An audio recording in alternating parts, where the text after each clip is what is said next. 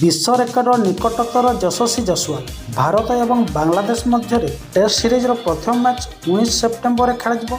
भारतीय दल बांग्लादेश सहित दुईटी टेस्ट सीरीज खेल। टेस्ट सीरीज रे भारतर युवा बैट्समैन यशस्वी जसवाल उपर समस्त नजर रही। अद्यावधि यशस्वी जसवाल केवल 9टी टेस्ट रे 1028 रन संग्रह करिसेंती। टेस्ट रे मध्य यशस्वी जसवाल 3टी शतक हासिल करिसेंती। एथिसहित इंग्लैंड विपक्ष में खेला जाइथिबा घरे सीरीज रे यशस्वी जसवाल 712 रन स्कोर कर विस्फोरण करते।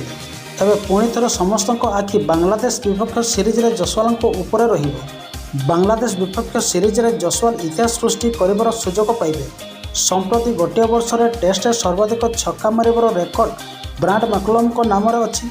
2014 रे ब्रांड मैकलम टेस्ट क्रिकेट रे से मोट 33टी छक्का मारिथिले। एथिसहित यशस्वी जसवाल 2024 वर्ष रे एपर्यंत मोट 26 छक्का मारिछन्ति।